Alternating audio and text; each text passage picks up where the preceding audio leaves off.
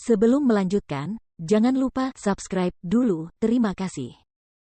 Bab 392 terkejut di saat-saat terakhir. Feng Jiu berjalan menuju meja dan duduk sambil tersenyum. Saya punya kabar baik untuk diberitahukan kepadamu, ayah. Teh, nyonya, kata Leng Hua yang sedang melayani Feng Xiao sambil menuangkan secangkir teh dan meletakkannya di hadapannya. Terima kasih, katanya sambil menatapnya dan mengangguk sambil tersenyum. Sambil menyeruput bubur dari mangkuknya, Feng Xiao menyeka mulutnya dan meletakkan mangkuk itu di atas meja. Jadi, apa kabar baik ini? Tanyanya sambil menatapnya dengan penuh tanya. Sambil mengerucutkan bibirnya untuk menyeruput minumannya, dia berkata, orang-orang itu sudah mati. Terkejut, dia berkedip karena terkejut saat secercah cahaya tampak bersinar dari matanya. Sambil merendahkan suaranya, dia bertanya dengan penuh minat, kedua bajingan tua itu.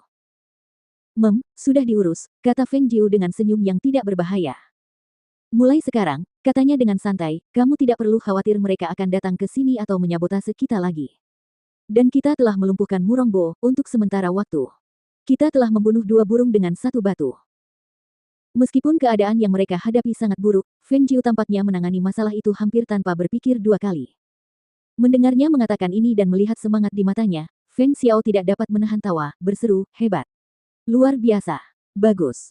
Haha, ini luar biasa.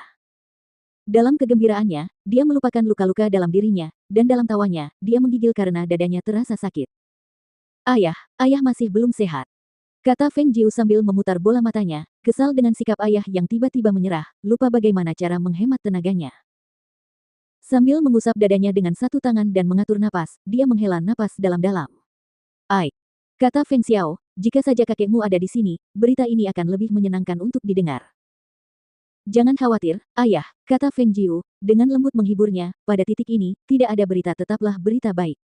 Berpikir sejenak, dia kemudian berkata, oh, ayah, aku ingin melihat ke dalam kamar kakek. Aku merasa kakek mungkin mengenal penculiknya atau mungkin ada beberapa petunjuk yang tergeletak di sekitar. Feng Xiao menganggukkan kepalanya dan berkata, baiklah, lakukanlah sesukamu. Aku belum kembali menjadi diriku yang dulu, jadi aku serahkan saja masalah ini padamu. Melihat bagaimana Feng Jiu menangani masalah ini dengan begitu cepat dan tegas, meskipun mereka sedang dalam masalah, Feng Xiao tahu bahwa dia dapat menertibkan kembali kediaman Feng, dan itu sangat melegakan baginya. Aku akan menangani semua ini, ayah. Kau istirahat saja dan obati lukamu, katanya sambil tersenyum hangat. Sambil menatap Leng Hua, dia bertanya, apakah masih ada sisa salep yang telah aku siapkan? Kalau tidak, aku bisa mengambilnya dan membawa lebih banyak lagi. Ya, kata Leng Hua, masih ada yang tersisa, nyonya. Baiklah. Kalau begitu aku akan kembali ke tempatku, kata Feng Jiu sambil bangkit dan pergi. Sementara itu, di istana kekaisaran.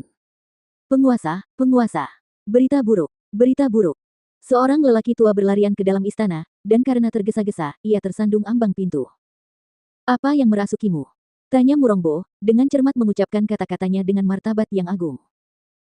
Di tangannya, dia memegang secangkir teh hingga ke bibirnya.